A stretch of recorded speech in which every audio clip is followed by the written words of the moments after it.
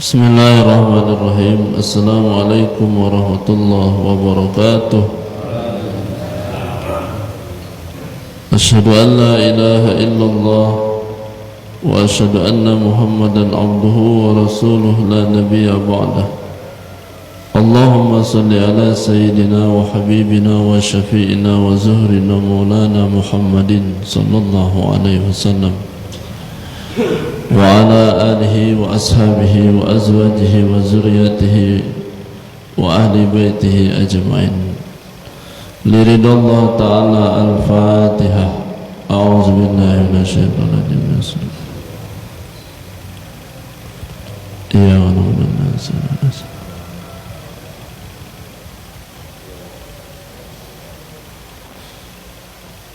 Al-Fatihah. Bismillahirrahmanirrahim.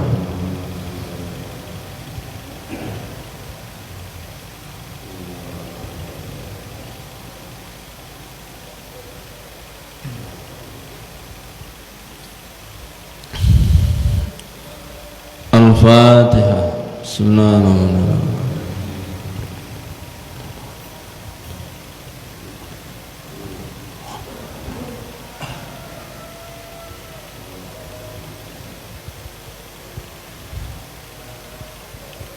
Al-Fatihah. Bismillahirrahmanirrahim.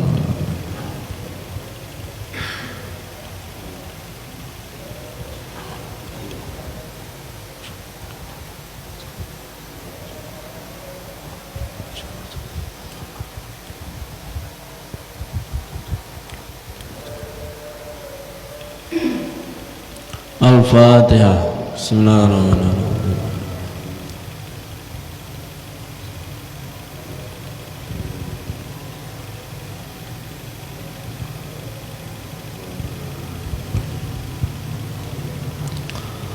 Alhamdulillah, pagi ini kita dapat berkumpul hadir di masjid yang mulia ini. Mudah-mudahan niat langkah kita semua mendapat ridho dari Allah Subhanahu wa ta'ala. Amin ya rabbal alamin. Salawat dan salam selalu tercurahkan kepada junjungan kita Nabi Muhammad sallallahu alaihi wasallam.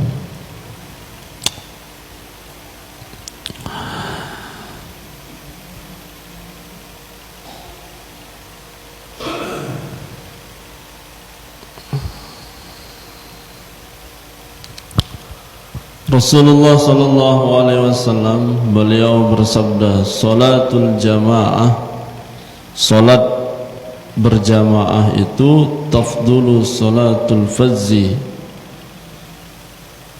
dia lebih utama dibandingkan dengan salat sendirian.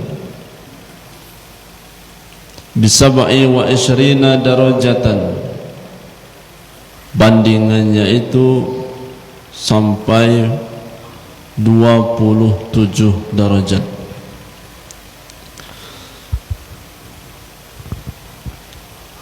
Kemudian dalam sabda berikutnya, afdhalus shalah, salat yang lebih utama indallahi ta'ala, di sisi Allah Subhanahu wa ta'ala, salatus subhi, yaitu salat subuh yaumal qiyamah fi jama'atin, pada hari Jumat dengan berjamaah. Man shalla salat subhi, siapa orang yang melaksanakan salat subuh fi jama'atin, fil jama'ati, pada berjamaah, dengan berjamaah. Thumma jalasa yazkurullah, kemudian dilanjutkan dengan duduk, bukan duduk hanya sebatas duduk, tetapi jalasa yazkurullah, dia duduk berzikir kepada Allah Ta'ala hatta tatlu'a syamsu, sampai terbitnya matahari. Kana lahu sitrun minan nar, maka bagi dia ada tabir dari neraka, wabari'a minan nar, dan dia bebas dari siksaan api neraka. Jadi salat berjamaah itu tafdulu salatul fazzi, dia lebih baik dibandingkan salat sendirian. Sebisa mungkin kita melaksanakannya dengan salat berjamaah. Bisab'i wa ishrina darajat, 27 derajat dilipat gandakan oleh Allah kalau kita melaksanakan salat berjamaah. Kemudian yang kedua, maka di sekelilingnya wa haulahu bi barakatin minallah, dia akan mendapatkan keberkahan dari Allah Subhanahu wa taala. Tempat itu akan menjadi berkah, tempat itu akan menjadi yang diridhoi oleh Allah kalau seandainya tempat itu juga selalu didawamkan istiqomah melaksanakan salat berjamaah. Salat berjamaah ini bukan untuk orang tua saja, bukan untuk sesepuh saja, atau bukan untuk orang yang sudah besok mau meninggal. Salat berjamaah ini hendaknya dididik sejak usia dini. Maka anak-anak yang datang ke masjid, anak-anak yang datang ke musola, walaupun dia ribut, jangan diusir. Walaupun dia ribut, jangan dimarah. Kalau dimarah, boleh dimarah, tapi jangan sampai membuat dia tak mau lagi sholat di situ. Maka perlu ada yang menjaganya. Yang ketiga, bukan hanya darajatnya yang melebihi daripada salatul fazzi sendirian, tetapi dari sekian banyak hamba Allah yang hadir di masjid itu, ada satu saja yang dirinya terhubungkan kepada Allah, maka munajat orang-orang yang ada di dalam masjid itu insyaallah diijabah oleh Allah Subhanahu wa taala. Kenapa kita mengundang orang banyak ketika ada hajat? Mengapa kita mengundang orang banyak ketika tasyakuran dan lain sebagainya? Sebetulnya bukan nggak bisa berdoa sendirian, tetapi doa orang-orang yang banyak lebih mustajab, afdal ketimbang kita melaksanakan dengan doa sendirian. Kok begitu? Karena tingkat keimanan kita tak sama dengan orang lain. Tingkat kedekatan kita kepada Allah juga tak sama dengan orang lain. Bisa saja tingkat keimanannya tetangga lebih dekat ketimbang dengan kita. Bisa saja tingkat keimanannya orang lain lebih takwa dibandingkan dengan kita. Melalui wasilah-wasilah orang yang lebih dulu dekat kepada Allah, memudahkan mustajab, memudahkan diijabah oleh Allah Subhanahu wa taala. Salatul rajul fi jama'atin, seseorang yang melaksanakan salat berjamaah, tazidu ala salatihi, maka akan melebihi salatnya dibandingkan dengan salat sendirian. Wahlahu 25 darajatan, kalau dalam keterangan ini dia mendapatkan ganjaran 25 derajat. Fa idza asallaha bi ardi falatin, jika dia melakukannya di bumi tak berair, fa atamma wudu'aha wa ruku'aha, lalu menyempurnakan dengan wudunya, wa ruku'aha disempurnakan dengan rukuknya, wa sujudaha disempurnakan dengan sujudnya, balaghat salatuhu 50 darajatan, maka salatnya sampai 50 darajat. Nah, yang keempat, Kadang-kadang kita nggak tahu mana yang syarat sholat, mana yang wajib sholat, mana yang sunnah sholat, mana yang syarat sah sholat. Maka dalam sholat itu dia mesti ada tumakninah, jangan terburu-buru. Selesai dari ruku jangan langsung berdiri, tapi mesti ada tumakninah. Ini kadang-kadang ruku langsung berdiri, habis berdiri langsung sujud, langsung duduk anda, sujud langsung salam. Berapa rakaat? 1 rakaat katanya. Tapi harus ada tumakninah. Tumakninah itu sekurang-kurangnya sepanjang kalimah subhanallah.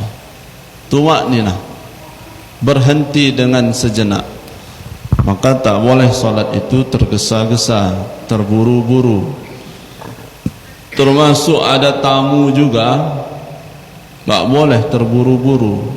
Termasuk ada orang yang baru datang juga, kalau salatnya di pertengahan lebih baik sempurnakan, tamkan, jangan terburu-buru. Assalamualaikum, kita sedang salat. Kemudian sudah hilang konsentrasi kita, Fatihah enggak selesai, ruku enggak selesai, maka batalah salatnya. Maka sempurnakan dia salat. Jangankan terburu-buru memberikan isyarat, memberikan isyarat kepada orang yang datang bahwa kita sedang salat, itu pun sebetulnya tidak boleh. Bukan sebetulnya, memang tidak boleh. Umpama ada yang datang dari rakaat pertama sampai kedua, enggak kita jaharkan. Kita sholatnya sholat zuhur, kita biasa saja, disirkan. Begitu rakaat ketiga tamu datang, langsung kita sirkan. Bismillahirrahmanirrahim, alhamdulillahirabbil alamin, assalamualaikum arrahmanirrahim, waalaikumsalam maliki yaumiddin. Batal itu salatnya. Nah, man adrakal jama'ata, barang siapa yang mendapatkan salat berjamaah arba'ina yauman, 40 hari, kataballahu lahu bara'atan. Kalau orang itu melaksanakan salat berjamaah selama 40 hari, kataballahu lahu bara'atan, maka Allah akan menetapkan baginya minan nar, bebas dari neraka, wa bara'atan minan nifaq, dan dia bebas dari kemunafikan. Maka ada komunitas namanya pemburu subuh. Pemburu subuh ini punya sesuatu yang unik. Di anggotanya ada yang khatam salat subuh 40 kali berjamaah berturut-turut. Nah, dikasih hadiah sama mereka. Apa hadiahnya? Rompi. Menjaga salat subuh berjamaah itu, nah, itu sulitnya luar biasa. Menjaga, jangan bukan hanya subuh saja, menjaga berjamaah itu luar biasa, sulit. Maka dia harus apa? Harus diupayakan, diusahakan. Saya sibuk Pak Ustadz, di kantor sibuk, di pasar sibuk, di sawah sibuk, dan lain sebagainya.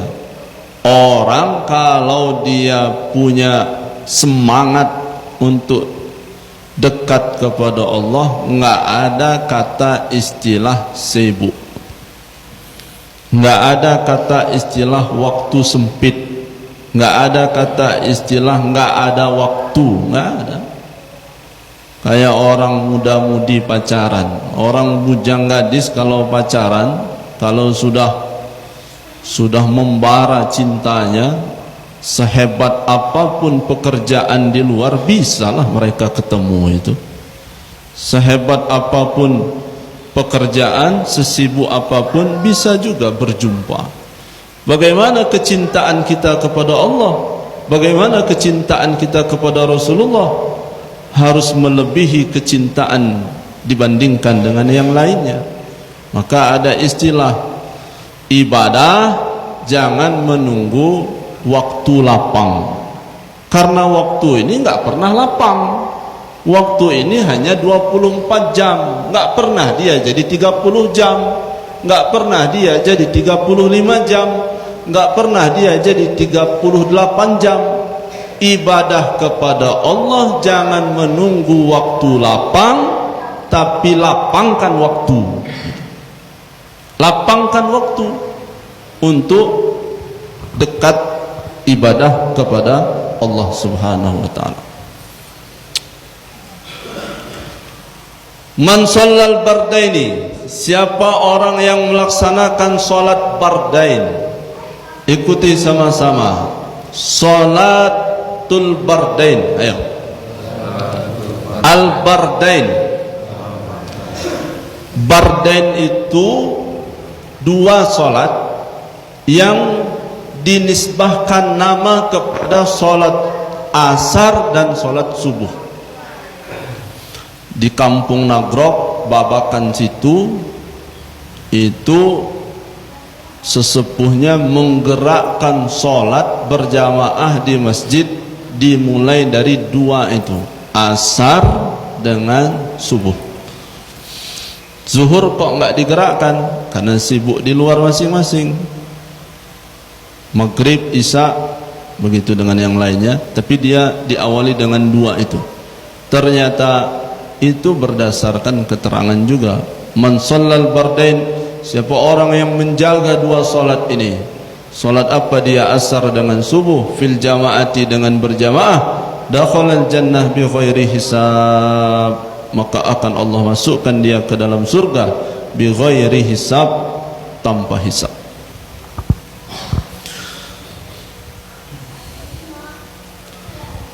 Man syahida salatal jamaah, siapa orang yang melaksanakan salat berjamaah, kataballahu ta'ala lahu zahiban, maka Allah akan menulis untuk dia ketika dia salat, maka akan Allah catat baginya zahiban, ketika dia pergi, warajian, dan ketika dia pulang, asyara hasanatin, 10 kebaikan. Maka Bapak Ibu yang dimuliakan Allah Subhanahu wa taala, ternyata orang itu bisa berubah, perilakunya bisa berubah, wataknya bisa berubah, sifatnya bisa berubah, gaya hidupnya bisa berubah, cara pandangnya bisa berubah. Orang itu bisa berubah sifatnya. Nggak cukup dengan hanya nasihat-nasihat saja, nggak cukup dengan pelajaran-pelajaran saja. Ada titik-titik tertentu orang bisa berubah dirinya dengan cara spiritual, dengan cara ibadah. Bukan titik-titik tertentu, tetapi mengawalinya, proses berakhir dengan cara itu. Seperti Al-Quran. Orang yang membaca Al-Quran, jangan salah, kalamnya, omongannya bisa terjaga ketika dia dawam membaca Al-Quran. Orang yang tadinya tidak baik lalu dia menjadi baik, bisa dengan karena dia dawam berjamaah. Padahal kalau dipikir secara nalar otak pikir, di saat kapan dia berubah dengan berjamaah, itu kayak nggak masuk gitu. Ini sholat bareng-bareng gitu, kemudian dia bisa berubah. Nah, di saat kapan dia itu bisa berubah? Apa waktu takbir pertama? Apa waktu rakaat kedua? Tapi ya itulah, yahdillahu linurihi may yasha. Ketika orang dekat kepada Allah, maka Allah akan memberikan petunjuk baginya dan Allah akan merubah sifat pada dirinya.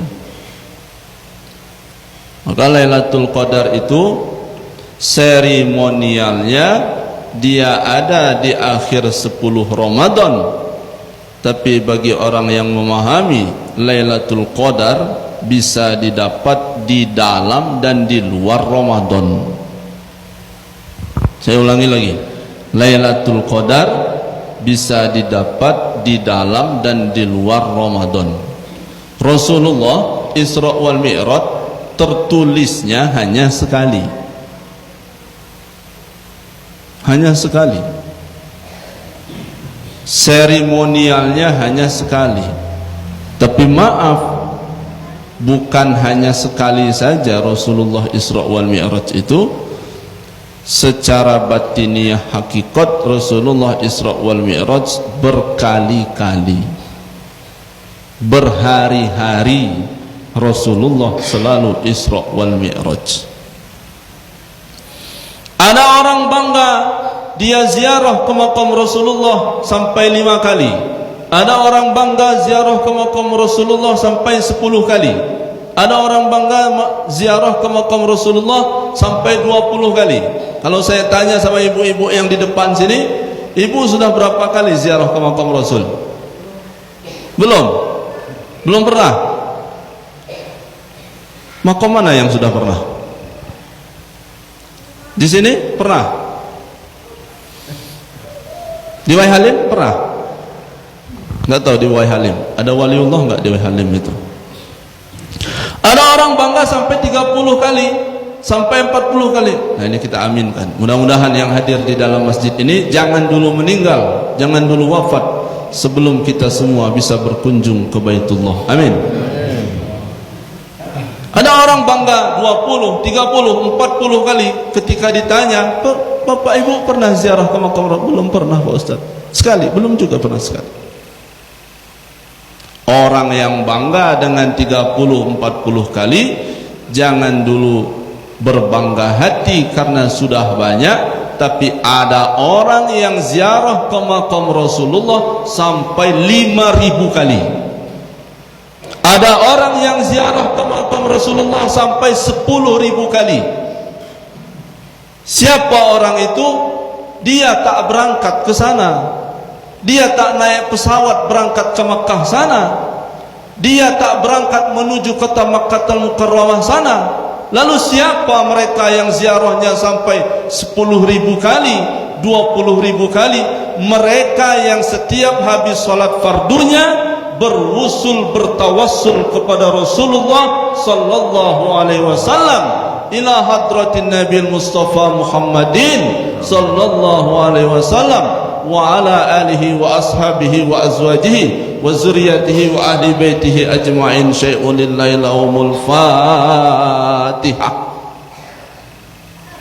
Itu dibaca, diamalkan, didawamkan sama nenek-nenek yang sudah 80 tahun. Baca saja dia nggak jelas, makhraj aja dia nggak jelas, tajwidnya aja dia nggak jelas. Tapi dia yang melebihi orang yang ziarah sampai 40 kali. Dia rupanya yang ziarahnya sampai 10.000 kali. Dia yang ziarahnya sampai 60.000 kali. Kenapa? Setiap ada syariat mesti ada hakikat.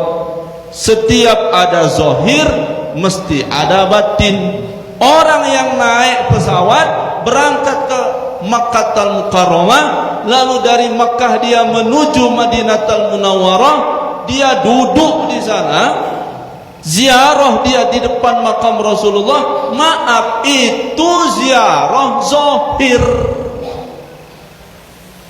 itu ziarah lahir, itu ziarah tubuh. Tubuh datang ke sana. Tapi berapa banyak hamba Allah yang ruhaniyahnya tersambung kepada Rasulullah meskipun jasadnya tak sampai ke sana.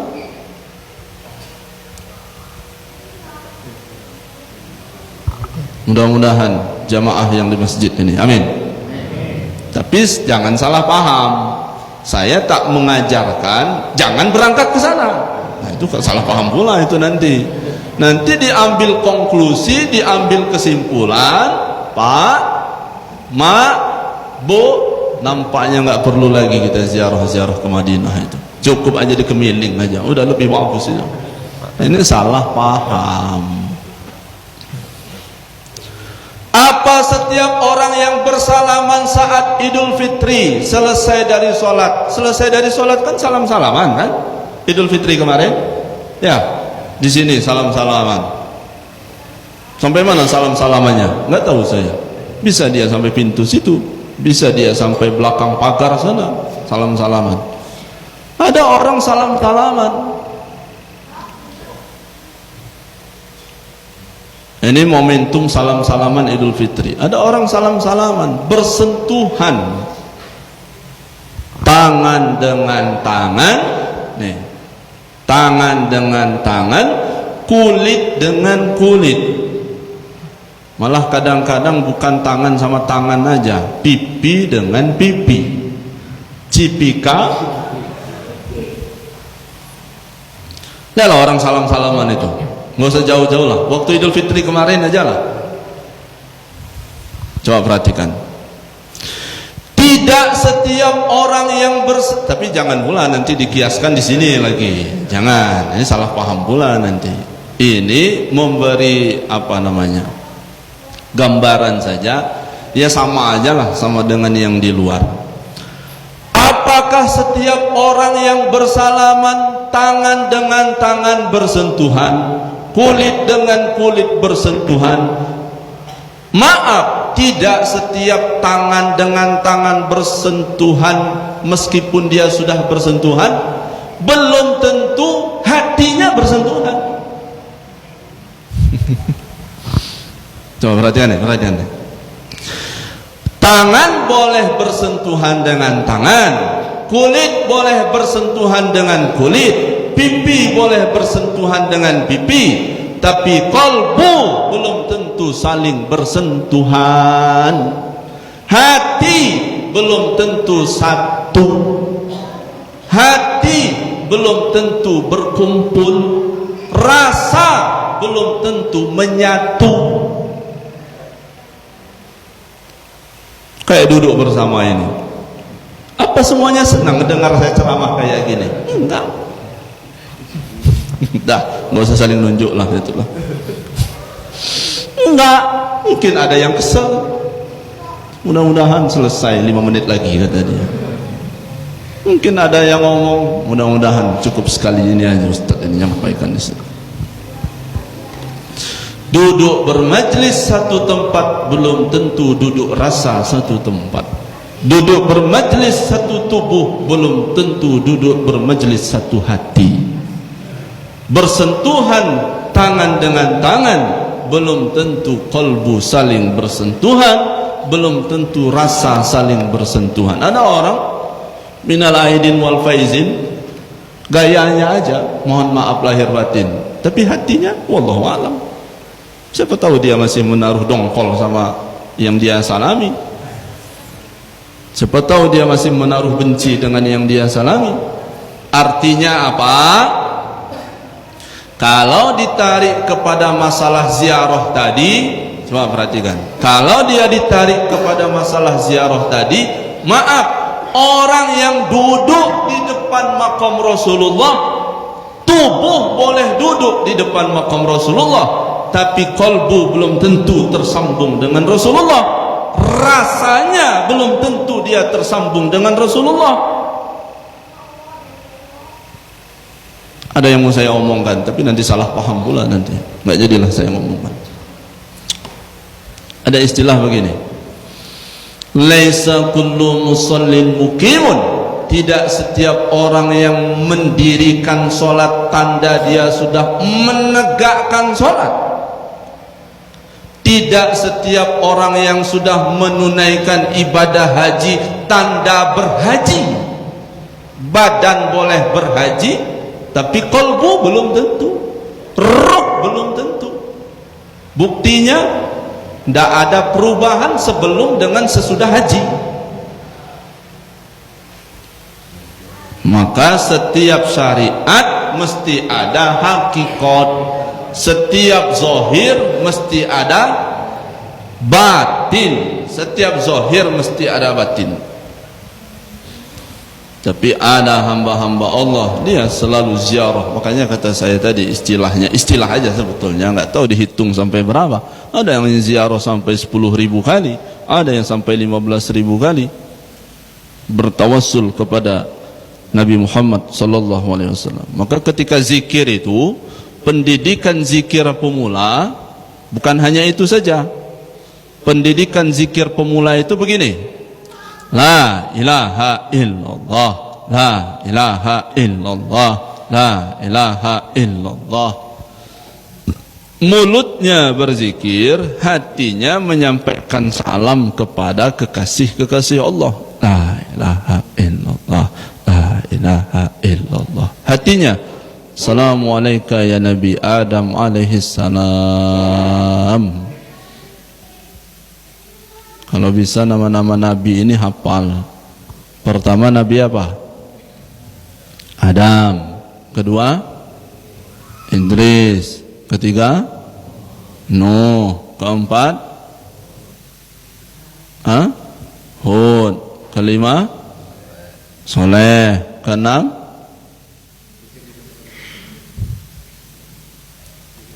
berarti pekan depan dicek lagi hafal-hafalannya, berarti baru sampai 5 kali ini. Itu harus hafal kita.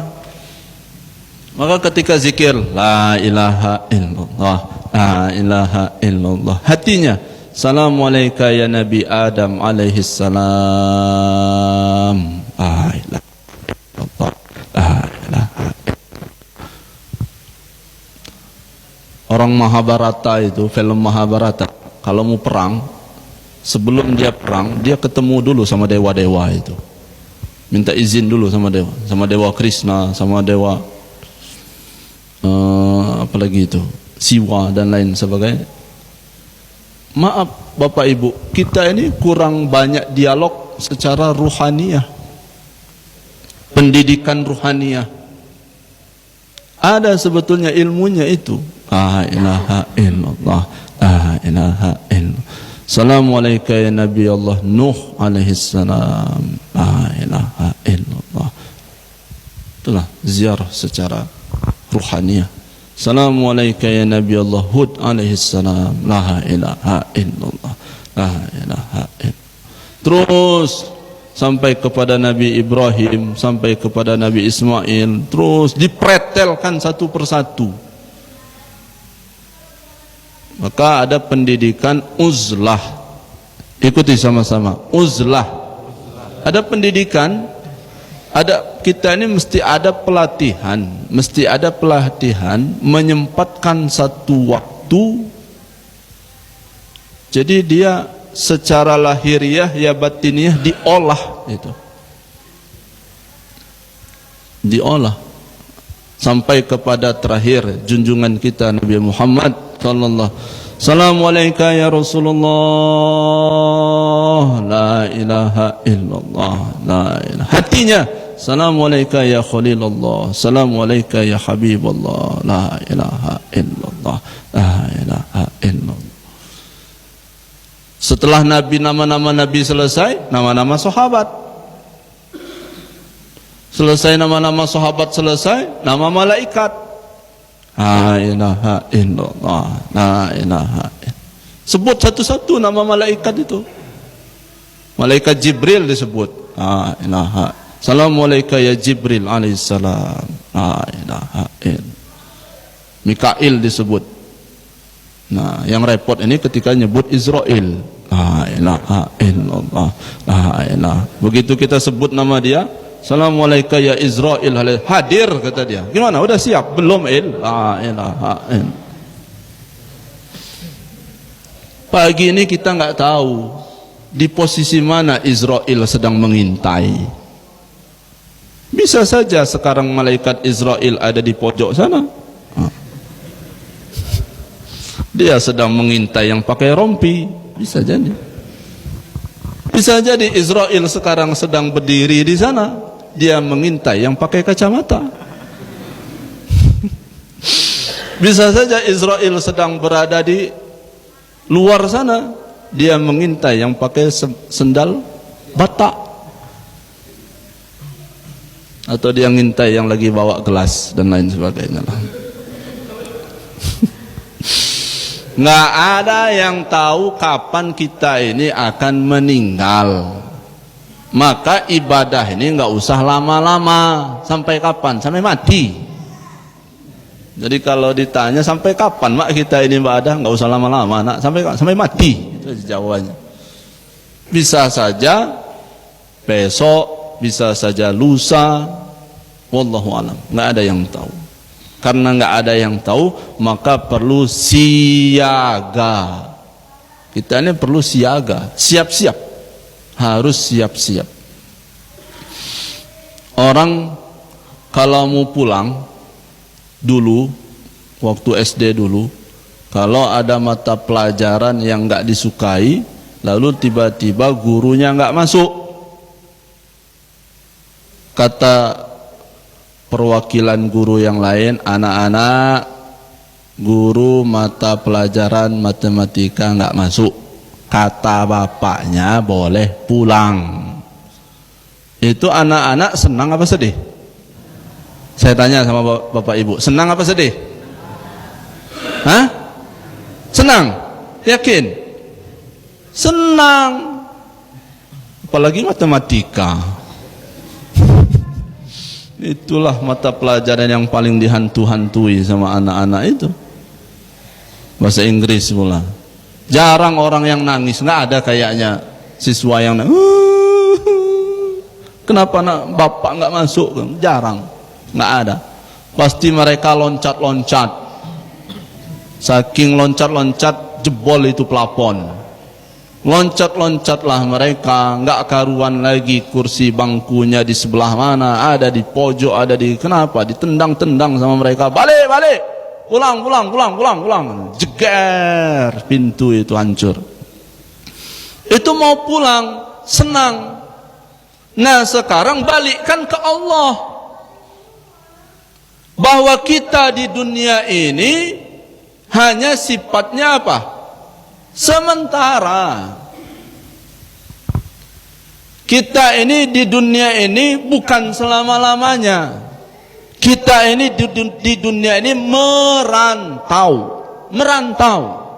Setiap orang yang merantau harus pulang. Setiap orang yang merantau harus mudik, harus pulang. Kalau diumumkan sama malaikat Israel, umpama, kalau diumumkan jamaah subuh babus salam sekarang pulang kembali ke Allah, senang apa sedih? Tuh kan nggak ada yang ketawa kan, sedih semua. Mestinya apa? Senang. Loncat-loncat mestinya jamaah ini, loncat-loncat. Hancur-hancurlah semua ini karpet ini, hancur-hancurlah semua bangku. Kenapa? Ada pengumuman disuruh pulang. Begitulah gambarannya. Kalau diumumkan pulang tapi dia nggak mau pulang, berarti dia nggak senang, berarti ada yang konslet. Nah, yang selanjutnya adalah kata Rasulullah, Sayyidul Ayyam Yaumul Jumu'ah. Penghulu, pimpinan hari itu tiada yang lain adalah hari Jum'ah. Man ightasala Yaumul Jumu'ah, siapa orang yang mandi pada hari Jumat, kaffarat anhu zunubuhu wa khotoyahu, maka dosa-dosanya dia akan diampuni, kesalahan-kesalahannya dia akan diampuni. Terakhir, sebentar lagi kita akan menghadapi hari raya Idul Adha. Hari raya Idul Adha ini banyak sekali amaliyah ibadah yang dikerjakan. Lalu kita juga diingatkan amaliyah ibadahnya adalah berkurban. Maka siapa orang yang bisa berkurban, agar dia berkurban. Sebetulnya kalaulah umat Islam ini ada daya semangat untuk ibadah berkurban, enggak ada kalimat yang keluar dari mulut enggak mampu. Itu. Kok begitu? Sekarang kita hitung. Bapak-bapak yang ngerokok itu satu bungkus berapa? Berapa harganya sekarang? Umpama 15.000. Hah? 20.000, ya macam-macam lah. Nah, dalam seminggu itu berapa bungkus? Dalam seminggu, ibu-ibu, kira-kira berapa? Ada nggak 10 bungkus dalam seminggu? Ada? Nah, taruhlah ada 10 bungkus. 20.000 dikali 10 berapa? 200. Sebulan itu ada 4 minggu. Berarti sudah 800. 800 kali 12. Oh, bisalah manusia ini berkurban kalau dia ada semangat untuk arah ke sana. Maka nggak ada istilah berat, nggak ada istilah nggak ada duit itu. Maka kalau orang punya niatan, jauh hari dia berkurban. Kenapa berkurban itu perlu dilakukan? Bisa saja sifat-sifat kebinatangan ini hilang karena berkurban. Karena berkurban. Ada nggak kambing dalam diri kita? Ada nggak? Nggak ada. Kalau dia ada, nggak muat lah masuk kambing ke sini. Nggak ada kambing dalam diri, nggak ada. Harimau ada nggak dalam diri? Nggak ada. Bebek ada nggak dalam perut? Nggak ada. Lele ada nggak dalam perut? Nggak ada. Nggak ada. Kalaupun ngeliwet di sini pakai lele, bukan berarti lele itu hidup di sini, enggak. Dimakan karena dia sudah mati. Perhatikan, nggak ada satupun binatang yang dia tinggalnya dalam diri, nggak ada. Tetapi sifat-sifat binatang selalu ada dalam diri manusia. Sifatnya, kambing memang nggak ada dalam diri manusia, tapi sifat kambing ada apa enggak? Ada.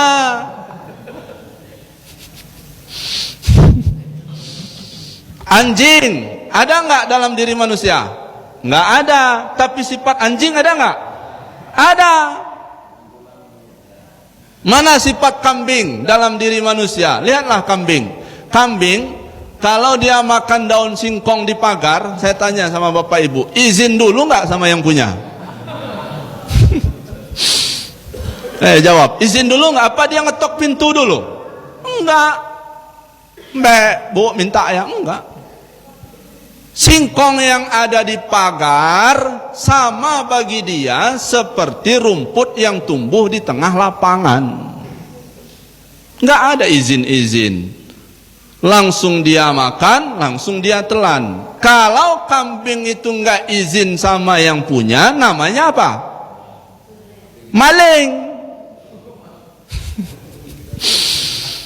Nah, manusia ini ada enggak yang maling?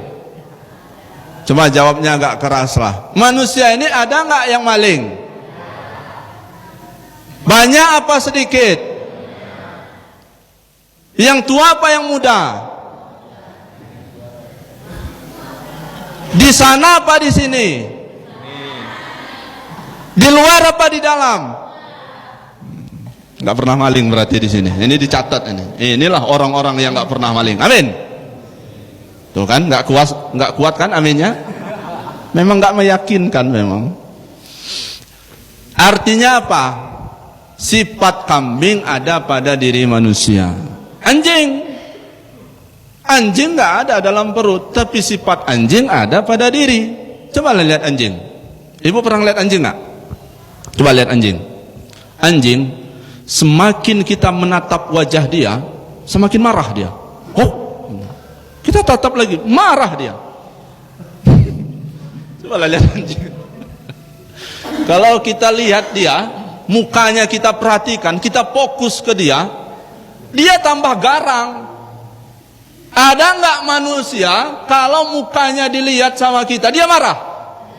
Berarti dia bukan saya yang ngomong, ibu-ibu yang jawab. Maka orang itu kadang-kadang kalau sudah marahnya memuncak, yang keluar di mulutnya nama-nama binatang. Anjing, babi, monyet. Padahal anjing ini dia lagi tidur di Raja Basa sana. Yang ribut orang Kemiling. Anjing ada di Raja Basa, nama-nama anjing disebut sama dia. Padahal anjing nggak ada salah, dia lagi tidur di Raja Basa. Andaikan anjing itu bisa ke Kapolsek, dia lapor ke polisi atas nama pencemaran nama baik. Dia lagi tidur di Raja Basa, kok namanya disebut? Ini pertanda bahwa dalam diri manusia itu banyak sifat-sifat binatang. Maka zohirnya hewan kurban itu disembelih, hakikatnya adalah menyembelih sifat-sifat kebinatangan yang ada pada diri kita. Yang ada pada diri kita. Ini yang lucu, yang aneh. Hewannya dipotong tapi sifatnya dipakai. Kok bisa begitu? Cobalah perhatikan waktu kurban itu. Jelas-jelas belum dibagikan itu daging, udah hilang 3 kantong. Udah jelas-jelas mau dibagikan habis zuhur, sekarung nggak ada lagi. Kepala entah kemana, kaki yang 4 itu hilang 2. Fenomena-fenomena ini mestinya nggak lagi terjadi. Kenapa? Kita tahu hewan dipotong sifat terbuang. Jangan sampai hewan dipotong sifat dipakai. Banyak orang ini berani dia mati gara-gara daging.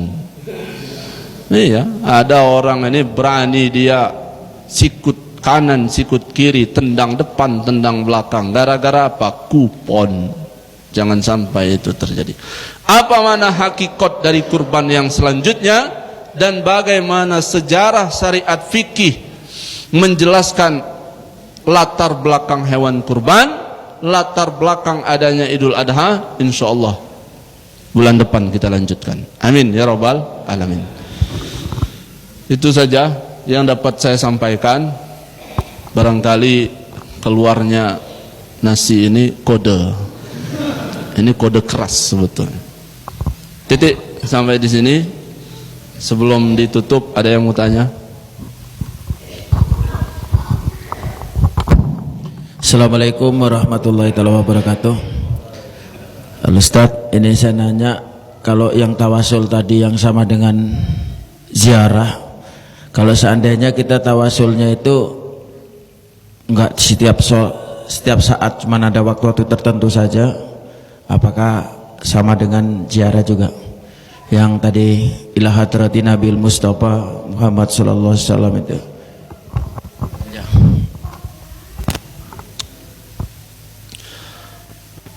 Bahwa ziarah zohir itu enggak mengenal waktu. Cobalah orang yang ke Madinah sana, apa setiap habis sholat fardu dia ziarah ke makam Rasulullah? Tidak. Ada yang habis sholat fardu, ada yang sudah selesai lama sholat fardu, ada yang jauh sebelum sholat fardu datang, umpama subuh jam 4:30 di sana, ada yang jam 12 malam dia ada di maqam Rasulullah. Apa maknanya? Apa maksudnya? Begitu pula lah ziarah secara ruhani. Tidak mesti setiap habis sholat fardu. Ada orang ziarah ruhani ini dia selesai dari sholat fardu. Ada yang ziarah ruhani ini di pertengahan malam.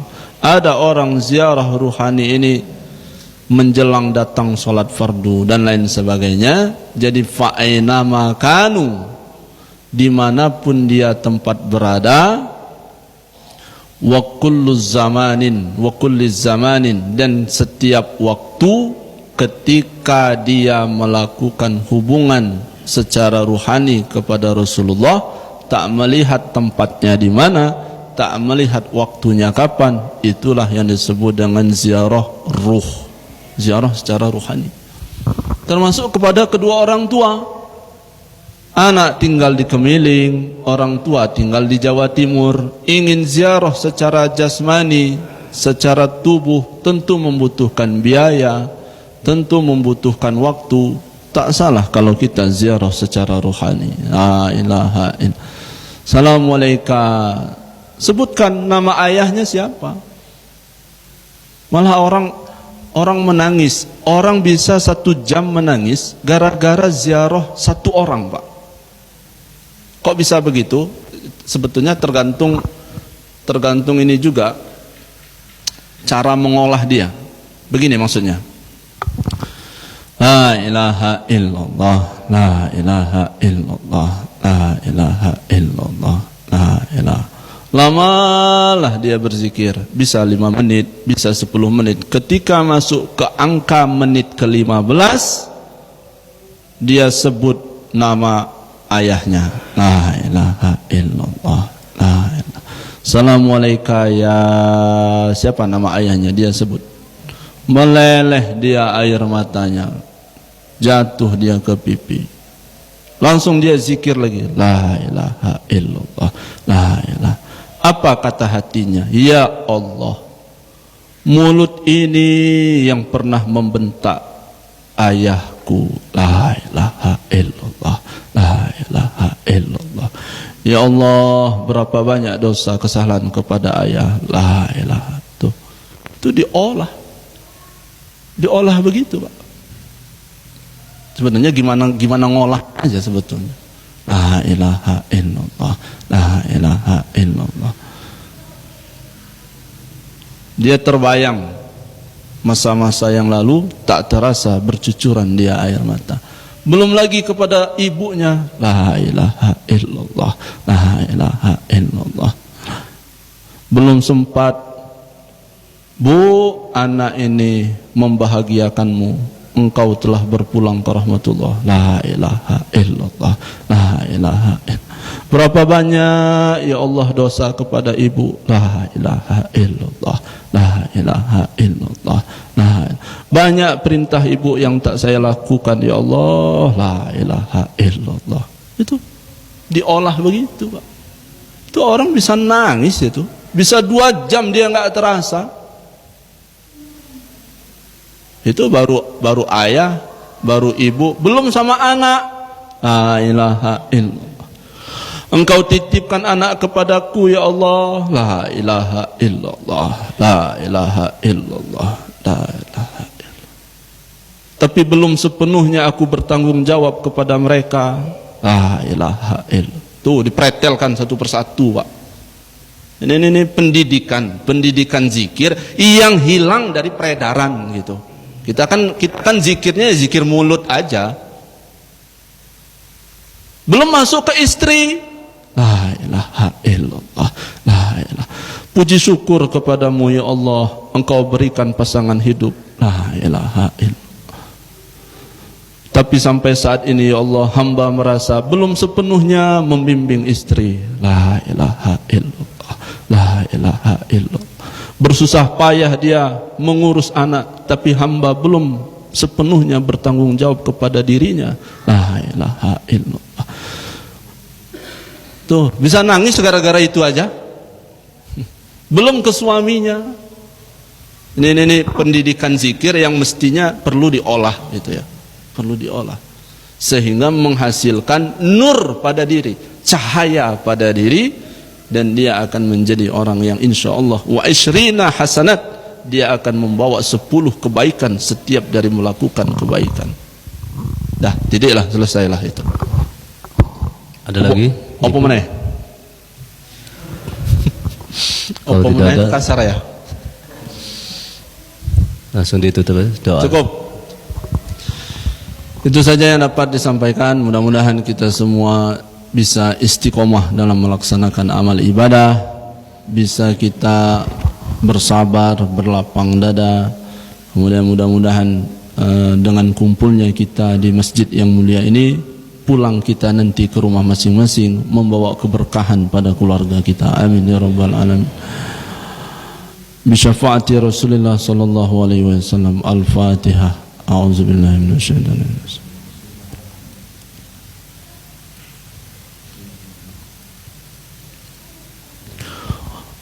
أعوذ بالله من الشيطان الرجيم بسم الله الرحمن الرحيم اللهم إنا نسألك سلامة في الدين وعافية في الجسد وزيادة في العلم وبركة في الرزق وتوبة قبل الموت ورحمة عند الموت ومغفرة بعد الموت اللهم هون علينا في سكرة الموت والنجاة من النار والعفو عند الحساب ربنا ظلمنا أنفسنا ظلما كبيرا كثيرا ولا يغفر ذنوبنا إلا أنت فاغفر لنا يا الله ما قدمنا وما أخرنا وما أسررنا وما أشرفنا وما أنت أعلم به منا أنت المقدم وأنت المؤخر لا إله إلا أنت يا مقلب القلوب ثبت قلوبنا على دينك وعلى طاعتك اللهم إنا نسألك الإنابة والاستقامة على شريعة الغر وعلى طريقة البيضاء اللهم اجعل لنا نورا وفي شعرنا نورا وفي رأسنا نورا وفي أنفنا نورا وفي لسان نورا وفي عظام نورا وفي لحمنا نورا وفي يدي نورا وفي رجلين نورا وفي بطننا نورا وفي قلوبنا نورا واجعل لنا نور نور نور اللهم اجعل لنا نورا كما قولك في القرآن الكريم نور على نور يهدي الله لنوره من يشاء ويضرب الله الأمثال للناس والله بكل شيء عليم ربنا يسر لنا ولا تعسر علينا ربنا يسر لنا ولا تعسر علينا ربنا يسر لنا ولا تعسر علينا وصلى الله على سيدنا محمد النبي الأمي وعلى آله وصحبه وسلم والحمد لله رب العالمين. الفاتحة. بسم الله الرحمن الرحيم. الحمد لله.